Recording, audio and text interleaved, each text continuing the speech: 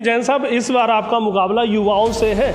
आपसे आधी उम्र के बच्चे आपके सामने चुनाव फाइट कर रहे हैं। उनके अंदर ऊर्जा भी आपसे ज़्यादा है, हौसला भी ज़्यादा है, वो आपसे ज़्यादा। वो भी कंट्रोवर्सी बनी है। आपने जो महिला कॉलेज 5 बार जीतो तो लोगों को मेरा काम पसंद आया होगा। और जहाँ तक आपकी पत्थर उखाड़ने वाली बात है, ये छूट ये होता है ना उनकी शरारतों की आदत है। लगता था कि जैन साहब वो वाही को भुनाने में कामयाब ना हो जाए, इलेक्शन में प्रधान बना दिया जाए तो क्या विकास वो करेंगे?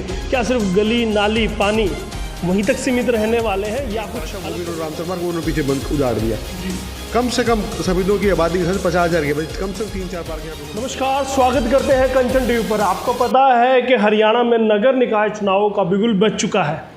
सफेदों की भी बात करूं तो राजनीतिक बिसात बीत चुकी है, चुनावी बिसात है वो बीत चुकी है। और इस बिसात के बहुत बड़े जो मोहरे हैं वो भी अब सामने आ चुके हैं। और उन सब में से नगर पालिका सफेदों के प्रधानी के लिए जो चेहरे सामने हैं, मेरे पीछे आप देख रहे होंगे। जी हाँ, आप समझ ही गए होंगे कि मैं राकेश जैन के दफ्तर में अब बैठा हूं और यहाँ पर मजबूत दावेदारी पेश की है राकेश जैन जी ने, वही हमारे साथ हैं। जैन साहब, स्वागत है कंचन टीवी पर। थैंक यू यशपाल जी, आपने टाइम निकाला, बहुत बहुत शुक्रिया आपका। जैन साहब, बहुत प्रतीक्षा के बाद अब चुनावी रण शुरू हो चुका है।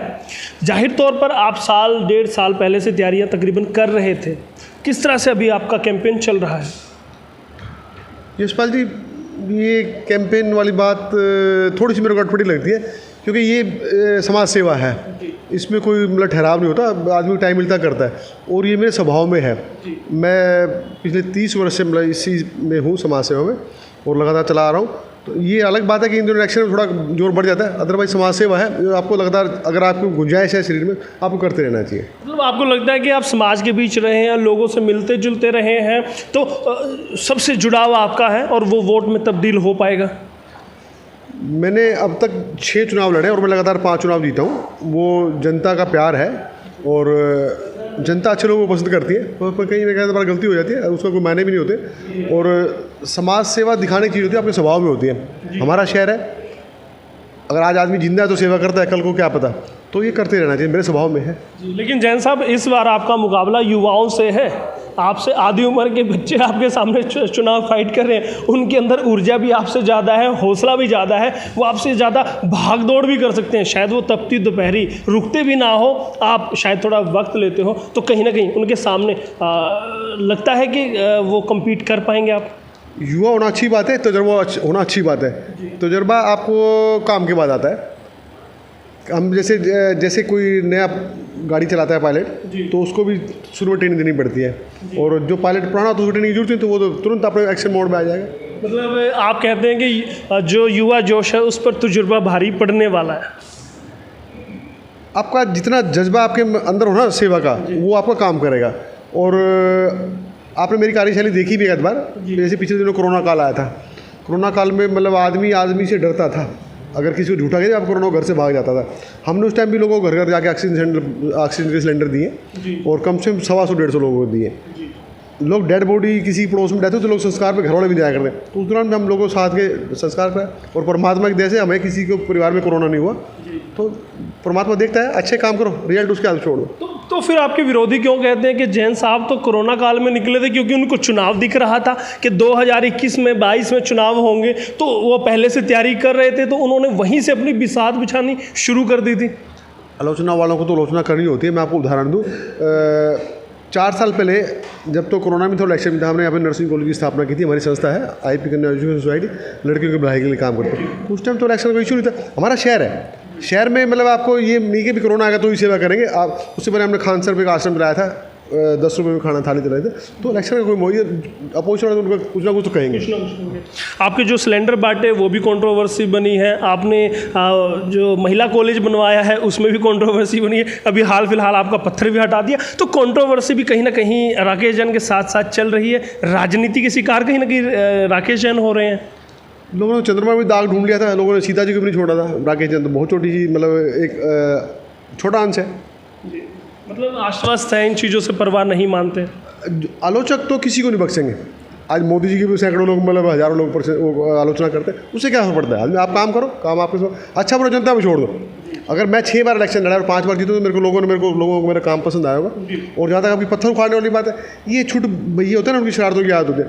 पत्थर पे तो गवर्नर साहब का नाम था, राकेश जैन सबसे नीचे थे, सबसे मेरे गवर्नर साहब का डीसी साहब थे, डीसी साहब का एसडीएम साहब थे। और मेरा नाम, जहाँ तक मेरा नाम गलत कहता है, मैं उस टाइम नगर पालिका चेयरमैन था, नगर पालिका ने 16 एकड़ जमीन दी थी, तो पर कोई ईर्ष्या होती है। तो दिक्कत ही तो आप ही के नाम से था ना, वो गवर्नर साहब के नाम से दिक्कत थी, ना वो डीसी साहब के नाम से दिक्कत थी। दिक्कत तो जैन साहब, क्योंकि जैन साहब कहीं ना कहीं लगता था कि जैन साहब वो वाही को भुनाने में कामयाब ना हो जाए इलेक्शन में। वो कहते हैं ना, कई बार आदमी ना, जो आदमी कमज़ोर होता है वो दूसरी परछाई से भी डरता है। तो कुछ लोगों के मन में भय कि अगर राकेश जैन इस नगर पालिका में चेयरमैन गए तो उनको भ्रष्टाचार की पोल खुलेगी। आप देखिए ना, आपने सरला कॉलेज का और नर्सिंग कॉलेज का कर दिया, पिछले 6 साल से उस सड़क को नरक बना दिया।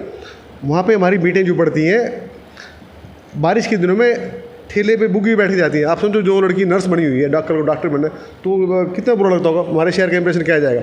सफीदो नर्सिंग कॉलेज हरियाणा का नंबर 1 कॉलेज है, सरकारी। 600 बच्चियाँ पढ़ती हैं, 600 में से यशपाल जी 500 लड़कियाँ कोई महिंदरगढ़, सिरसा, करनाल, टोहाना वहाँ से हैं। इंप्रेशन क्या आ जाएगा उनके पास।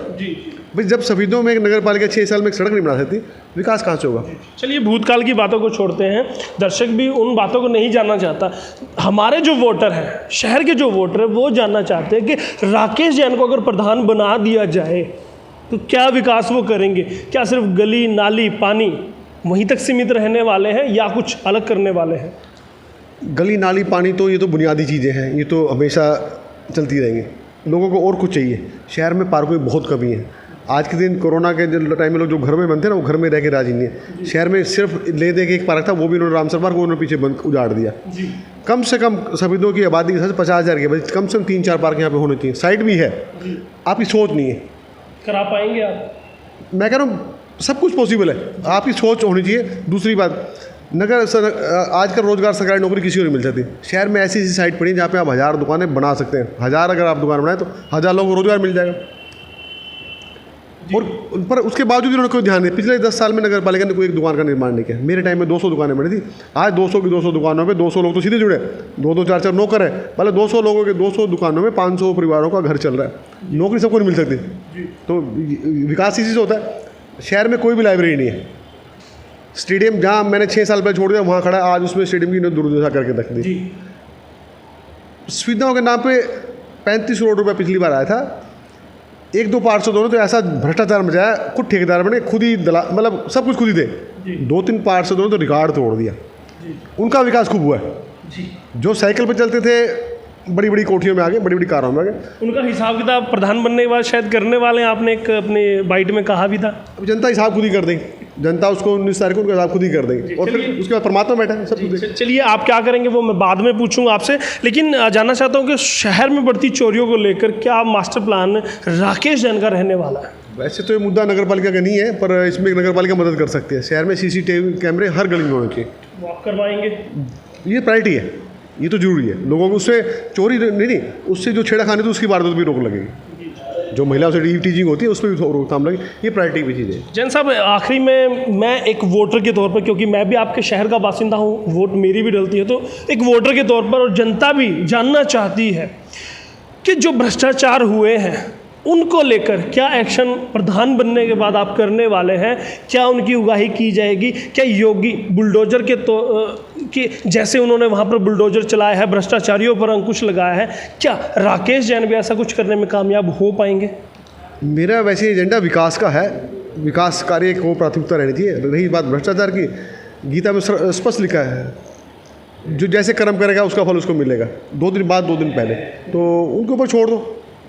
मतलब भगवान पर छोड़ दें कि नगर पालिका प्रधान पर छोड़ दें? सुप्रीम पावर भगवान है, उसको छोड़ देते, फैसला सबका करता, सबका हो जाएगा। मतलब अभी कुछ भी कहने से आप बचेंगे?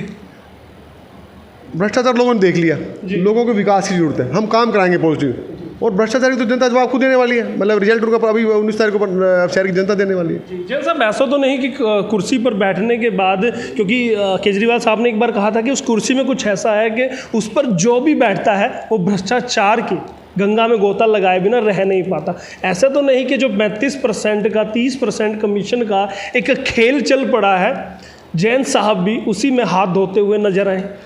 मेरे टाइम में 2005 से 2010 में हम 15 पार्षद थे। एक भी पार्षद पे भ्रष्टाचारी का या कमीशनखोरी का दाग नहीं है उसमें, चाहे उसमें कुछ लोग मेरे अपोजिशन भी होंगे, साथ में होंगे, ऐसा नहीं। एक भी पार्षद ने ठेकेदारी नहीं की। पिछला जो टाइम गया इसमें कम से कम ज़्यादा नहीं तो 3-4 पार्षद तो बिल्कुल इनडायरेक्ट वे में ठेकेदारी करने लगे थे। आप समझो ना, ठेकेदार अगर पार्षद ठेकेदारी करेगा तो सीमेंट की जगह चूना लगाएगा और वो चूना पब्लिक को ही लगेगा। तो ऐसा आप ये परंपरा को रोकना चाहिए। अगर आप नगर पालिका चेयरमैनशिप को मेंबर को बिजनेस बनाते हो तो ये आपकी सोच गलत है। ये समाज सेवा का पद है, सम्मान का पद है, तो आपको इसको समाज सेवा लेकर चलना चाहिए। उम्मीद कर सकते हैं कि आप भ्रष्टाचार की तरफ ना जाएंगे, ना जाने देंगे। देखो, मेरा प्रयास ये है कि अगर आप भ्रष्टाचार करोगे आपको पब्लिक माफ़ नहीं करेगी। आप झूठ तो बोल सकते हो, झूठ को दबा नहीं सकते। चलिए मुझे ये बताइए कि जनता के बीच आप जाते हैं, डेली आपकी कैंपेनिंग रहती है, डोर टू डोर करते हैं, नुक्कड़ सभाएं भी आप करते हैं, क्या लग रहा है कि जनता कितना प्यार आपको देने वाली है, कितनी वोटों से आपको नवाजने वाली है, क्या जीत की दहलीज पर भेजने वाली है? मैं लगभग 400-500 लोगों से डेली मिलता हूँ और वोटर के नाते वैसे परिवार के, मैं जहाँ भी जाता हूँ मेरे को लोग परिवार की तरह मिलते हैं। अगली बात, हर समाज के लोग मेरे को प्यार करते हैं, खाली ये नहीं कि भाई मैं जिस कम्युनिटी से बिलोंग करता हूँ, नहीं, ऐसा नहीं। दूसरी, अब जैसे इलेक्शन आ गया, कुछ लोगों ने अपने समाज की मीटिंग करनी शुरू कर दी, फलां बरादरी आज मीटिंग करी, फलां को समर्थन कर दिया, फलां को समर्थन कर दिया। ये कोई एक बरादरी का इलेक्शन है, ये 36 बरादरी का इलेक्शन है। हर वोटर बराबर का हकदार है। ये चीज़ें इलेक्शन के टाइम में उठती हैं। जात पात का जो कमज़ोर होता है वो जात पात की राजनीति करता है। जब हम हॉस्पिटल में जाते हैं, बेड होते हैं, वहाँ हम नहीं पूछते खून किसका है, तुरंत दो। ये इलेक्शन भी ऐसा है। और दूसरी बात, इस इलेक्शन की मैं तो चेहरा हूँ, इसकी जिम्मेदारी नगर वासियों के ऊपर है। नगर वासियों को देखना कि शहर को भ्रष्टाचार से बचाना या विकास की तरफ बढ़ाना, उन पर छोड़ दिया। वो जो रास्ता चुनेगा अच्छा चुनेंगे। और मतदाता बहुत समझ रहा है, वो बोलता नहीं। मतदाता मोहर लगाता है, बोलता नहीं, वो साइलेंट है, वो देख रहा है। समाज आईना है, तो वो 19 को आपको पता लग जाएगा। कंचन टीवी के माध्यम से क्या संदेश अपनी जनता को, अपने वोटरों को, शहरवासियों को आप देना चाहेंगे? आपके माध्यम से मेरा सभी शहरवासियों से निवेदन है, इस चुनाव में ये एक धर्म युद्ध है, महाभारत की तरह धर्म का युद्ध है। एक तरफ कौरव है, एक तरफ पांडव है। आप धर्म की लड़ाई में लोगों को साथ दीजिए।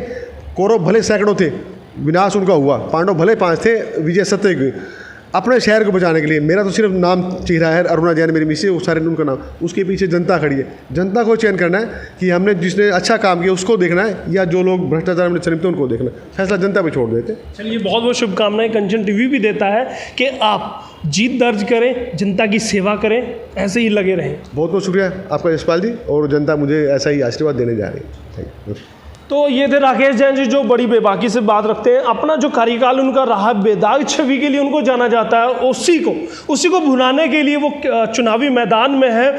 जितने भी उनके विरोधी हैं वो इस बात से खौफ खाते हैं कि जैन साहब सर्वमान्य राजनीतिक व्यक्ति हैं, सर्व समाज उनकी इज्जत करता है, वो वोट से भी उनको नवाजेगा। तो ये डर विरोधियों के मन में बना रहता है, इसीलिए वो दिन रात लगे रहते हैं। लेकिन जैन साहब अपने कछुए की चाल से अपने लोगों के बीच, अपने परिवार के बीच, पूरे शहर को वो परिवार मानते हैं, उनके बीच जाते हैं, लगे रहते हैं, आश्वस्त है जीत को लेकर। देखना होगा कि जब 19 तारीख को ईवीएम में इनका भविष्य कैद होगा और 22 को जब नतीजे आएंगे, कंचन टीवी आपको दोनों दिन की कवरेज दिखाएगा। हमारी पूरी टीम लगी रहेगी। आपको हम दिखाएंगे कि जनता किसको प्यार देती है, किसके सर पर ताज सजाती है। बस उसके लिए आपको बने रहना पड़ेगा कंचन टीवी के साथ। कंचन टीवी के लिए अपने सहयोगी के साथ यशपाल कंचन।